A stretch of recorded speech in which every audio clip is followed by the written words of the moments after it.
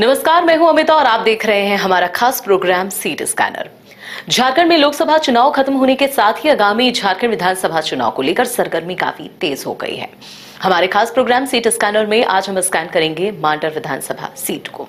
मांडर विधानसभा निर्वाचन क्षेत्र झारखंड विधानसभा के 81 निर्वाचन क्षेत्रों में से एक है। सिसई, गुमला, विष्णुपुर और लोहरदगा के साथ लोहरदगा लोकसभा निर्वाचन क्षेत्र का हिस्सा है। ये निर्वाचन क्षेत्र अनुसूचित जनजातियों के उम्मीदवारों के लिए आरक्षित है।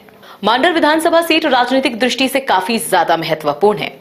बंधु तिर्की 2019 के विधानसभा चुनाव में बाबूलाल मरांडी की पार्टी झारखंड विकास मोर्चा प्रजातांत्रिक के सिंबल पर चुनाव लड़े और विधायक बने थे। हालांकि इस सीट पर उपचुनाव कांग्रेस विधायक की सदस्यता खत्म होने के कारण हुआ था। दरअसल कांग्रेस विधायक बंधु तिर्की को आय से अधिक संपत्ति मामले में सीबीआई की विशेष अदालत ने दोषी बताते हुए सजा सुनाई थी, जिसके बाद बंधु तिर्की की विधानसभा सदस्यता को खत्म कर दिया गया और उसके बाद मांडर सीट पर 2022 में उपचुनाव हुए। उपचुनाव में बंधु तिर्की की बेटी शिल्पी नेहा तिर्की जीतकर यहां से विधायक बनी। थोड़ा पीछे चलते हैं और मांडर सीट के इतिहास पर गौर करते हैं। साल 2000 के बाद जनजातीय बहुल क्षेत्र मांडर संयुक्त बिहार के समय देव कुमार धान कांग्रेस के उम्मीदवार थे। देव कुमार धान के सामने बीजेपी के दिवाकर मिंज, राजद से बंधु तिर्की और झामुमो से विश्वनाथ भगत चुनावी मैदान में थे। लेकिन इस सीट से कांग्रेस से देव कुमार धान ने बाजी मारी। 2000 के बाद 2020 और 22 वर्षों में कांग्रेस की झोली मांडर में खाली रही। साल 2005 से 9 तक झारखंड जन अधिकार मंच पार्टी से बंधु तिर्की ने लगातार इस सीट पर काबिज रहे। 2005 में यूजीडीपी के टिकट से बंधु तिर्की मैदान में थे। बंधु के सामने दूसरी बार कांग्रेस से एक बार फिर से देव कुमार धान सामने थे। वहीं बीजेपी से डॉक्टर दिवाकर मिंज मैदान में थे। इस बार जीत का अंतर 20,232 होता है। इस बार बंधु तिर्की बाजी मारते हैं और कांग्रेस के देव कुमार धान दूसरे स्थान पर चले जाते हैं। 2009 की बात करें तो 2009 में हुए विधानसभा चुनाव में एक बार फिर से कांग्रेस से देव कुमार धान बंधु तिर्की चुनावी मैदान में आमने सामने होते हैं।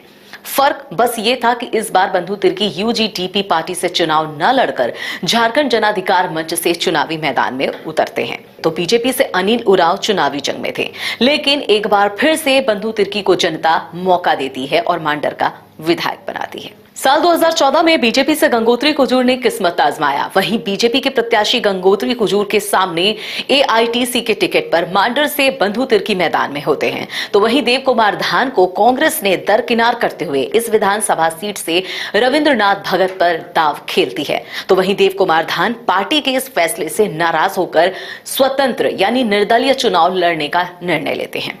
साल 2014 के विधानसभा चुनाव में गंगोत्री कुजूर अपने प्रतिद्वंदी तृणमूल कांग्रेस के बंधु तिर्की को 7,605 वोटों से हराकर हार का सामना कराती हैं। गंगोत्री कुजूर को 54,200 मत मिले थे, जबकि बंधु तिर्की को 46,547 और देव कुमार धान को 38,801 वोट मिले थे।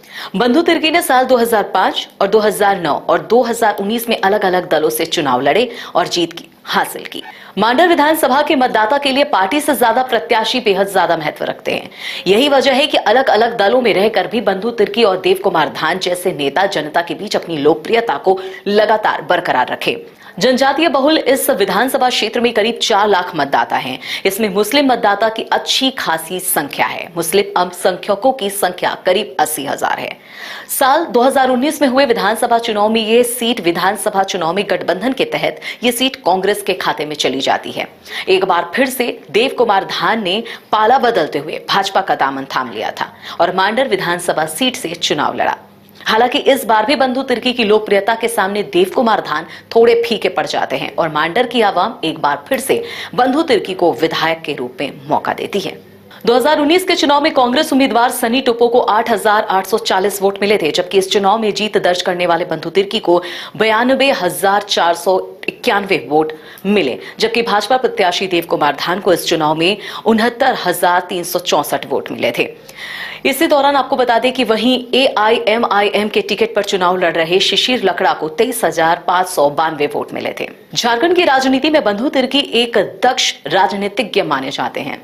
कहा जाता है कि राज्य के शिक्षा मंत्री रह चुके बंधु तिर्की मांडर विधानसभा क्षेत्र के बंधु तिर्की ने कभी एक ही दल या सिंबल पर चुनाव नहीं लड़ा। बंधु तिर्की ने 2005 में हुए चुनाव में बंधु तिर्की ने यूजीडीपी से चुनाव लड़े और जीते भी। 2009 में बंधु तिर्की ने झारखंड जन अधिकार मंच से चुनाव लड़ा और जीत हासिल की।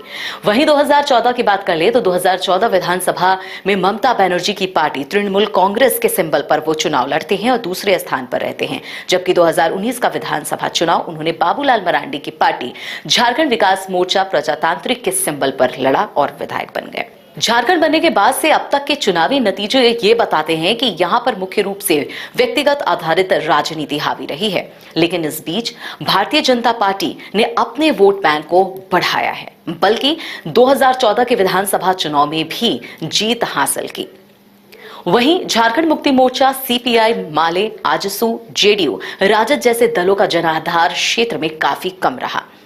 कांग्रेस का जनाधार भी साल 2000 के बाद से लेकर 2019 विधानसभा चुनाव तक कम हुआ है, लेकिन इस बार निवर्तमान विधायक बंधु तिर्की की बेटी शिल्पी नेहा तिर्की के कांग्रेस उम्मीदवार बनाए जाने के बाद महागठबंधन के साथ कांग्रेस भी मजबूती से मैदान में दिखी थी। 2022 में कांग्रेस विधायक बंधु तिर्की को आय से अधिक संपत्ति मामले में सीबीआई की विशेष अदालत ने दोषी पाया, जिसके बाद बंधु तिर्की की विधानसभा सदस्यता को खत्म कर दिया गया और बाद में मांडर सीट पर 2022 में उपचुनाव हुए। उपचुनाव में बंधु तिर्की की बेटी शिल्पी नेहा तिर्की चुनावी रण में छलांग लगाती हैं, जिसे भाजपा से गंगोत्री कुजूर कड़ी टक्कर देती हैं। आपको बता दें कि जीत का सहरा मांडर की जनता बंधु तिर्की की बेटी नेहा तिर्की को पहनाती है।